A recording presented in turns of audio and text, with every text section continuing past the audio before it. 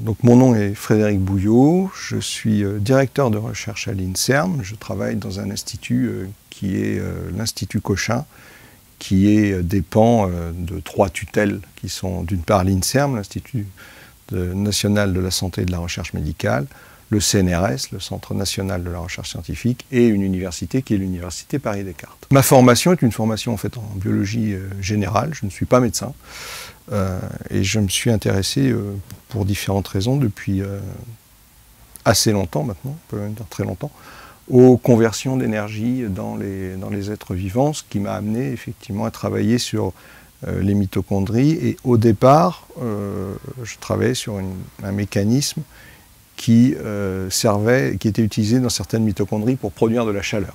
Par des voies un peu indirectes, cela nous a amené à étudier un gène dont on sait maintenant qu'il a différents rôles, mais un des rôles, ou en tout cas une des conséquences de sa présence, c'est pas de sa présence, de son activité, parce que le gène il est toujours présent, c'est-à-dire la protéine dont il dirige la synthèse, a plutôt tendance à ralentir la division cellulaire.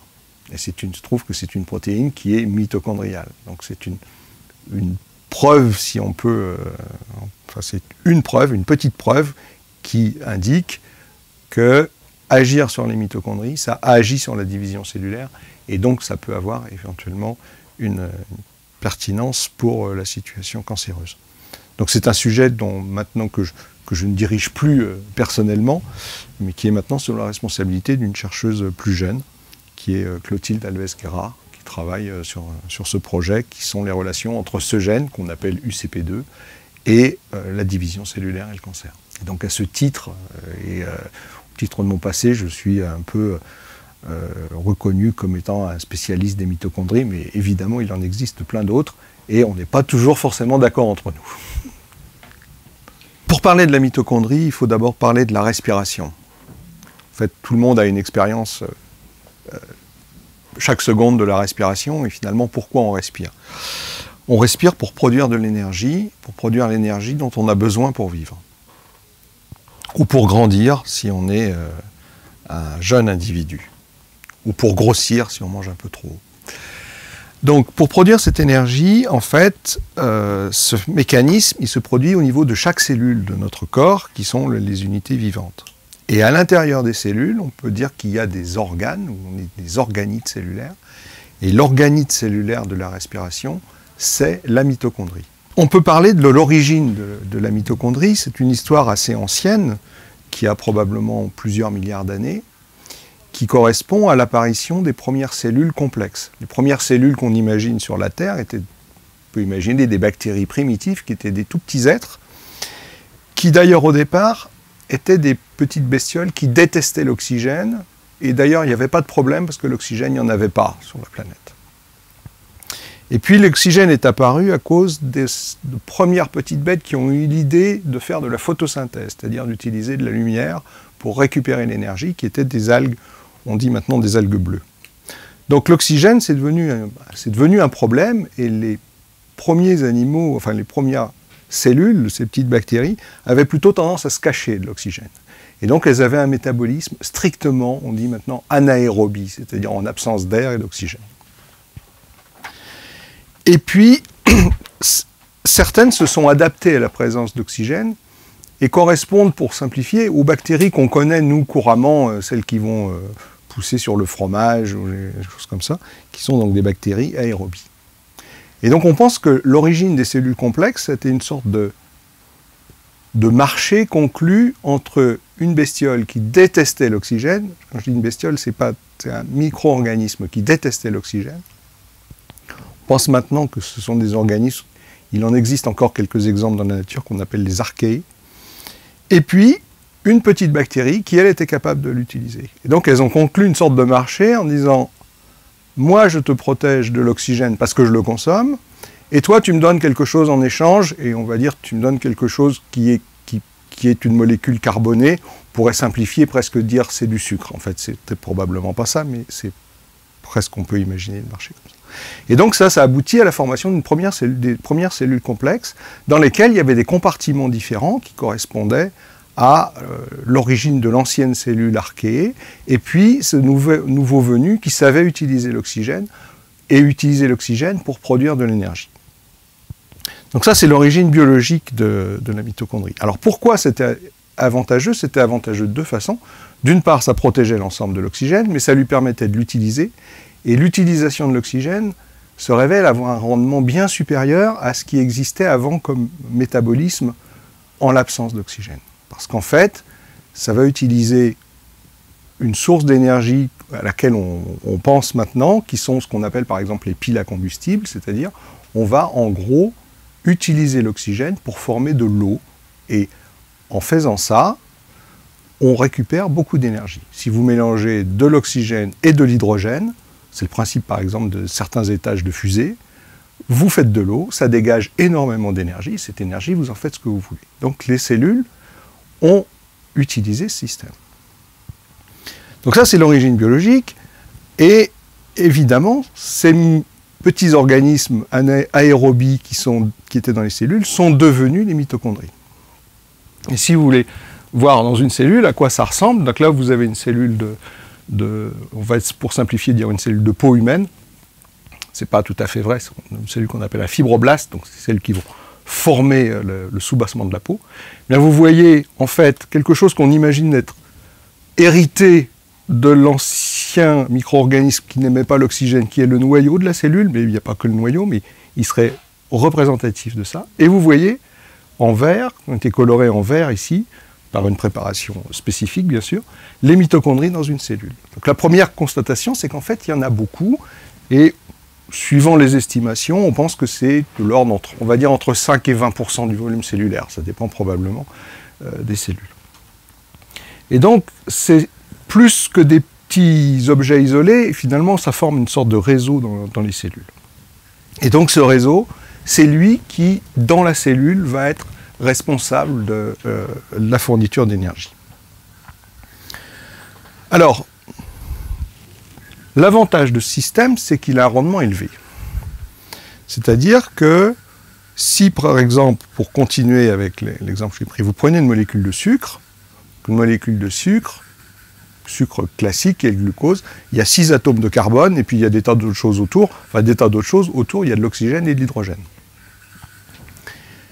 Si vous dites à une mitochondrie « occupe-t-en pour faire de l'énergie », en fait, elle va finir ce travail en transformant tous les atomes de carbone en gaz carbonique, et puis elle va mettre, encore une super simplification, les atomes d'hydrogène de côté, et elle va les brûler pour faire de l'eau. Et donc, à partir de ça, elle va obtenir de l'énergie. Résultat, il ne vous reste rien. Enfin, il ne reste que du gaz. Il reste de l'eau et du gaz carbonique. Donc, on a tout brûlé pour avoir beaucoup d'énergie. Alors ça, c'est très bien pour qu'une cellule récupère de l'énergie. Maintenant, une cellule, elle peut avoir l'idée de faire une autre cellule. Et à ce moment-là, quand elle va consommer ou absorber des corps carbonés, par exemple du sucre, ou des acides aminés, ou des protéines, elle va dire, moi je ne veux pas tout brûler, je veux en brûler une partie, ou le brûler incomplètement, et garder le reste pour faire une autre cellule. Donc on voit tout de suite qu'il va y avoir une sorte de deal, pour utiliser un terme anglo-saxon, entre est-ce que je brûle tout avec un rendement élevé, ou est-ce que je brûle un peu moins, je récupère un peu d'énergie, mais j'épargne un peu pour augmenter ma masse, et éventuellement me diviser.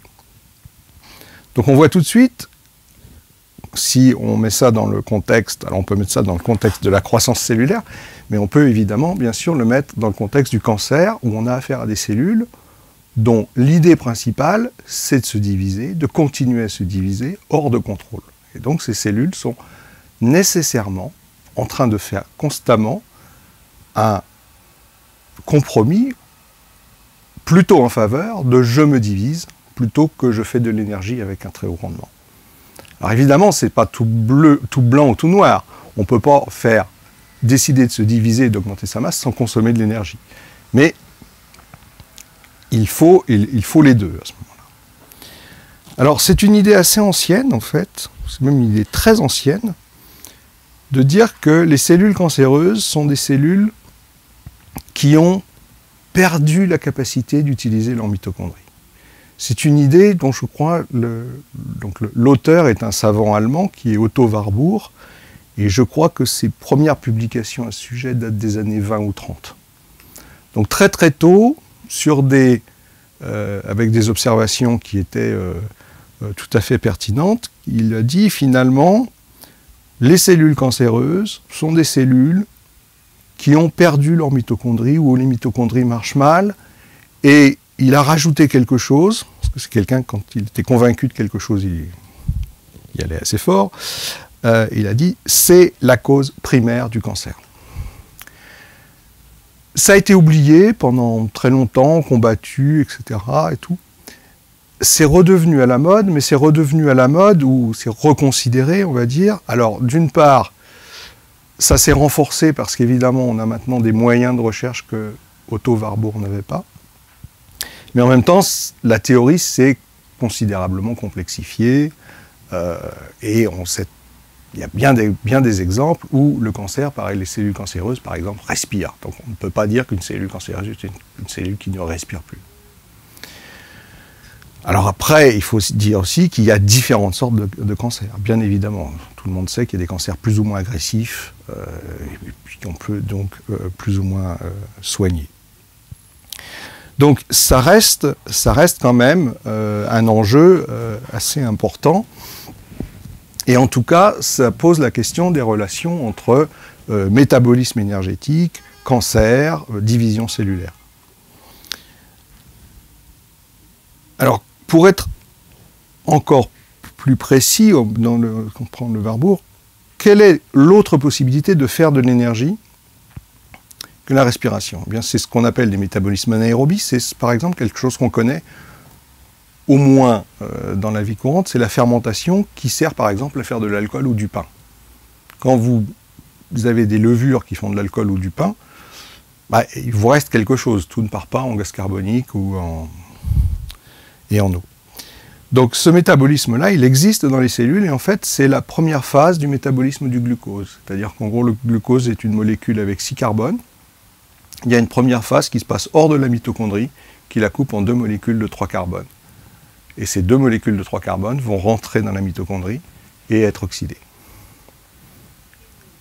Potentiellement complètement. Et donc à ce moment-là, vous voyez qu'une articulation de ce choix entre je brûle tout ou j'en garde une partie et je me divise va se jouer pour partie sur le devenir de ces molécules de 3 carbones. Est-ce qu'elles vont être oxydées ou pas?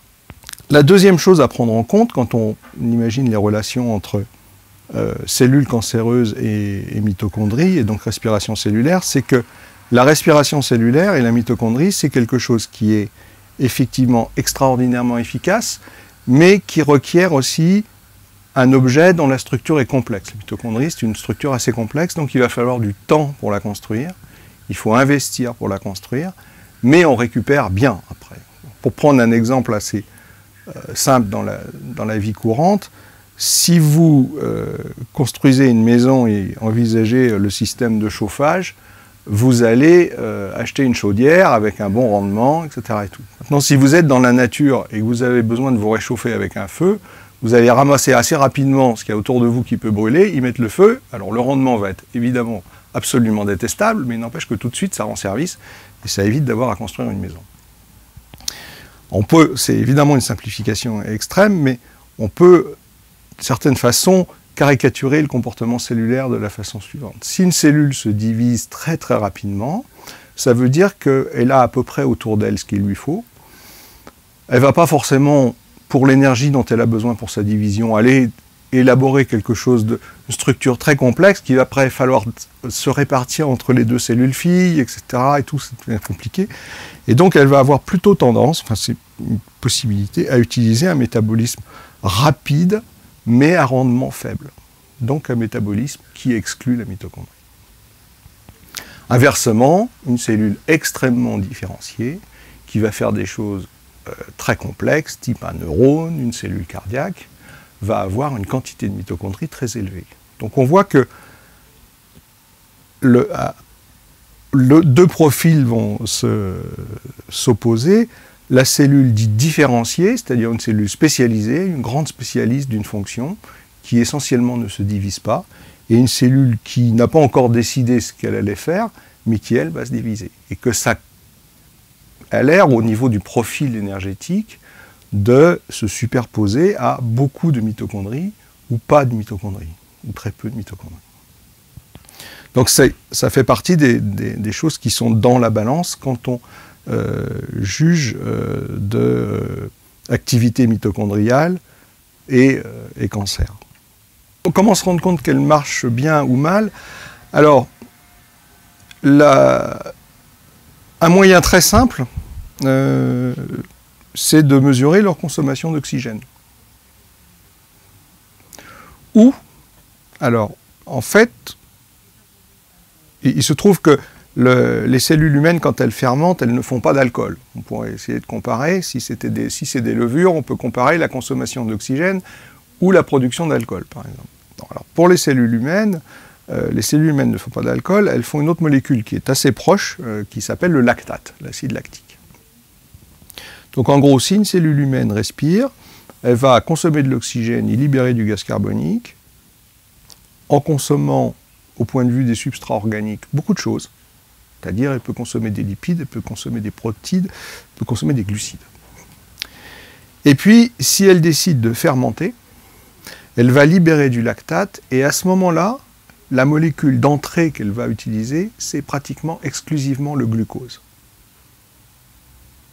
Donc, vous voyez que le métabolisme non oxydatif, qui n'implique pas les mitochondries dans les cellules humaines ou animales, implique d'une part une grande sélectivité sur la molécule de départ, c'est-à-dire il faut du glucose, et il n'y a que ça qui marche, ou du moins un sucre similaire qu'on va pouvoir éventuellement transformer en glucose. Alors que si on a affaire à la mitochondrie, elle brûle tout ce qu'on peut lui donner, et en particulier les acides gras, qui sont une forme où on peut mettre beaucoup de carbone dans très peu d'espace. Ce qui explique que les animaux, le gras, effectivement, c'est quelque chose qui maintenant nous... l'obésité, etc., c'est quelque chose qui nous paraît quelque chose de terrible, mais en fait, c'est une invention formidable des animaux pour stocker l'énergie, et pas seulement que les animaux, mais ils l'utilisent essentiellement, pour stocker beaucoup d'énergie dans peu d'espace. Les plantes, par exemple, vont utiliser comme formule de stockage l'amidon, c'est la pomme de terre. Si les oiseaux essayaient de stocker de l'amidon, ou nous, de l'amidon, on pourrait à peine marcher et les oiseaux sûrement pas voler parce qu'il faut stocker des quantités d'amidon absolument considérables. Il se trouve que dans les 10 dernières années, il s'est popularisé dans le milieu scientifique une machine qu'on appelle un analyseur de flux extracellulaire, dont le petit nom qui a été donné par la société qui l'a construit, c'est l'hippocampe, le Seahorse. On appelle ça le Seahorse. Et donc cette machine permet de mesurer sur des cellules la consommation d'oxygène. Alors il existait d'autres machines que nous on utilise d'ailleurs plutôt plus souvent que le Seahorse, mais qui étaient un petit peu plus complexes à mettre en œuvre et qui demandaient plus d'expertise. Donc c'est une machine qui a beaucoup popularisé la mesure de la respiration cellulaire, et la conclusion, enfin la conséquence de ça, c'est souvent comme ça en science, c'est-à-dire qu'un nouveau moyen de mesure crée une apparition de nouvelles données. Ça a beaucoup stimulé l'étude des relations entre respiration cellulaire et division, cancer, des choses comme ça. Donc c'est un effet positif de la technologie, on va dire. Donc ça, c'est comment on se rend compte qu'une cellule respire ou ne respire pas. Il y a aussi quelque chose qui est peut-être plus à porter si on considère la situation des humains, c'est-à-dire où éventuellement il va y avoir des pièces chirurgicales qui vont être prélevées. On peut difficilement garder les cellules vivantes, en général. Donc on travaille sur des tissus fixés dont on va regarder la structure dans un microscope. Et en fait, un moyen assez simple, c'est d'observer et de regarder si on voit beaucoup de mitochondries dans les cellules ou pas. S'il n'y en a pas, ça ne respire pas, ou pas beaucoup. Enfin, s'il n'y en a vraiment pas, ça ne respire pas du tout. Mais s'il y en a beaucoup, c'est vraisemblablement que ça respire beaucoup. Donc ça peut être un moyen de voir si une cellule a une activité respiratoire ou pas. C'est d'ailleurs quand on fait des études de biologie et qu'on étudie des coupes de tissus, moi je me souviens, il y a évidemment bien longtemps, mais une des caractéristiques des cellules dites différenciées, donc a priori des cellules qui ne sont sûrement pas cancéreuses, ou sûrement pas en train de se diviser, eh bien c'est la présence de nombreuses mitochondries, parce qu'en fait elles ont beaucoup besoin d'énergie, non seulement pour elles-mêmes rester vivantes, mais en plus pour rendre un service à l'organisme dans lequel elles sont. Une cellule rénale, par exemple, elle a besoin d'énergie pour rester vivante, mais elle a besoin d'une quantité d'énergie extraordinaire pour assurer tous les transports dans l'urine. La même chose, une cellule cardiaque, elle a évidemment besoin d'énergie pour rester vivante, mais elle consomme énormément d'énergie pour assurer la contraction cardiaque. Vous voyez qu'une cellule n'est pas forcément centrée que sur elle-même.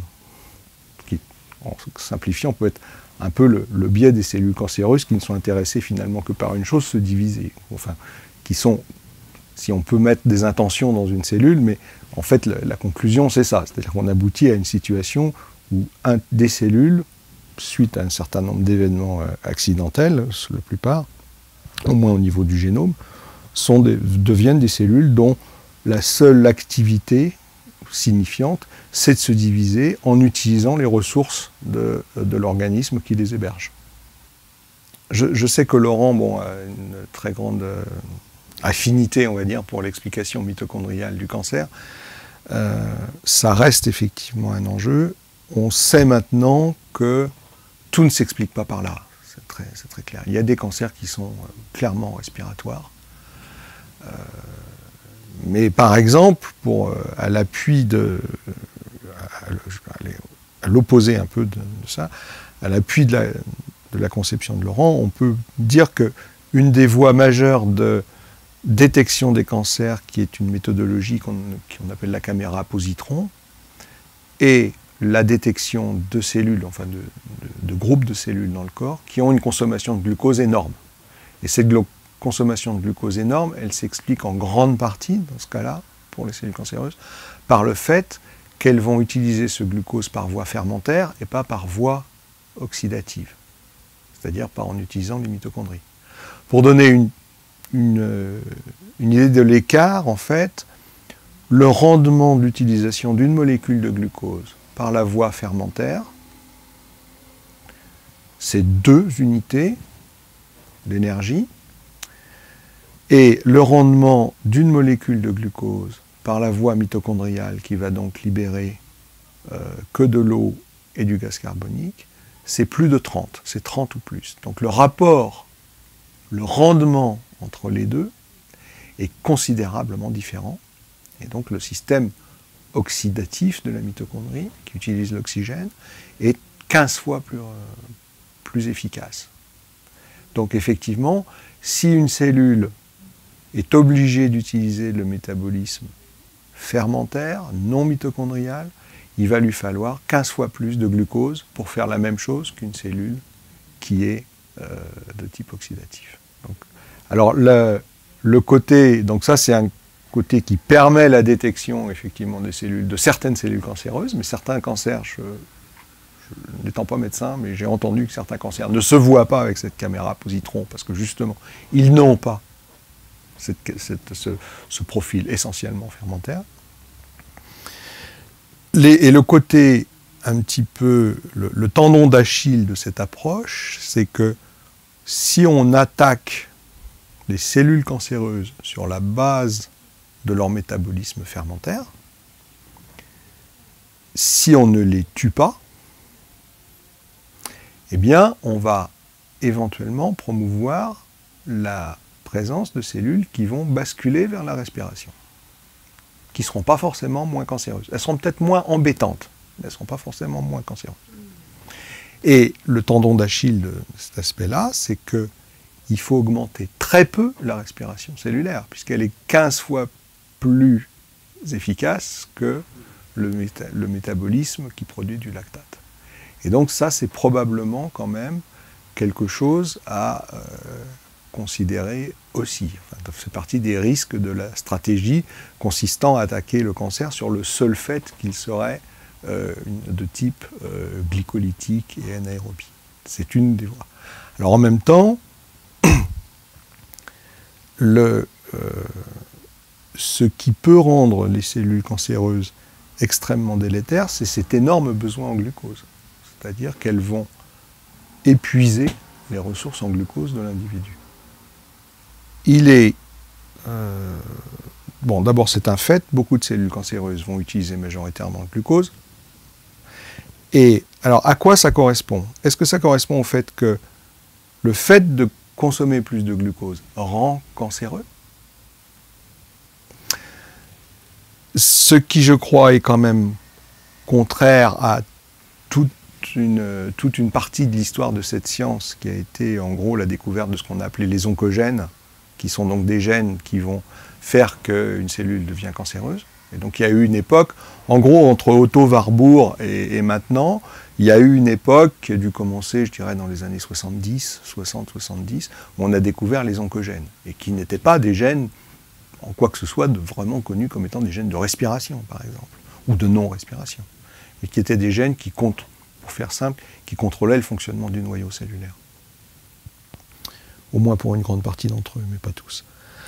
Donc la question, c'est est-ce qu'une cellule devient cancéreuse parce qu'elle consomme du glucose, ou est-ce que le fait de consommer du glucose et d'utiliser du glucose de point de vue fermentaire donne en quelque sorte un avantage à la cellule cancéreuse, ou lui permet de se développer en tant que cellule cancéreuse? Alors, quand une tumeur se développe, en fait, le problème principal pour les cellules, c'est d'obtenir de l'oxygène. C'est pour ça qu'on a un système circulatoire. C'est pour ça que la respiration dont je vous ai parlé au début, c'est un mouvement qui a pour but d'oxygéner le sang pour amener l'oxygène aux cellules. Et donc, une cellule, elle peut consommer, en particulier si elle a de l'oxygène, à peu près toutes les molécules, comme on dit, organiques, c'est-à-dire qui construisent la matière vivante. Ça veut dire que la cellule, pour ce qui est des molécules organiques, peut se nourrir des composants de la cellule. Donc ça veut dire qu'évidemment, quand elle fait ça, en gros, elle se consomme elle-même. Hein. C'est en particulier le phénomène d'autophagie, dont on a parlé, je crois, pour le prix Nobel récent. Et donc, elle a sur place, à condition de maigrir, si j'ose dire, de quoi obtenir de l'énergie pendant au moins un certain temps. Par contre, ce qu'elle n'a pas dans sa poche, pour utiliser un certain temps, c'est l'oxygène qu'il faut amener en permanence. C'est pour ça qu'on a un système respiratoire et circulatoire très développé. Et le développement d'une tumeur cancéreuse, qui n'est évidemment pas très harmonieux en général, fait que très souvent les cellules cancéreuses vont se trouver dans une situation où elles n'ont pas d'oxygène, ou pas assez d'oxygène, parce qu'il n'y a pas le système circulatoire qui. Et donc, elles vont éventuellement trouver de quoi survivre dans le milieu, sauf ce fameux oxygène. Et donc à ce moment-là, le meilleur moyen de ne pas mourir, c'est d'utiliser un métabolisme qui n'a pas besoin d'oxygène. Donc en fait, là, c'est toujours l'histoire, c'est un peu l'histoire de l'œuf et de la poule, on ne sait jamais exactement qui est en premier. Ce qui est clair, c'est que si une cellule, dans une tumeur, n'a du mal à trouver l'oxygène, elle ne survivra que si elle est capable d'utiliser essentiellement un métabolisme fermentaire. Et donc des quantités formidables de glucose. Et donc le milieu, en fait, le milieu tumoral peut très bien être un milieu qui va promouvoir l'apparition de cellules qui sont de type fermentaire. Même si la cause primaire, c'est-à-dire la cancérogénèse, je ne suis pas un spécialiste en cancérogénèse, loin de là, mais la cancérogénèse est quand même souvent définie comme un processus qui est un petit peu multifactoriel au moins. Eh bien, on peut très facilement imaginer que la base, et plus qu'imaginer, il y a bien des évidences, tant que la base de la formation de la cellule cancéreuse n'est pas un défaut respiratoire, mais par contre la capacité de vivre en conditions non respiratoires donne à ces cellules une certaine autonomie, puisque finalement elles n'ont pas besoin d'avoir un capillaire qui leur amène du sang oxygéné à proximité.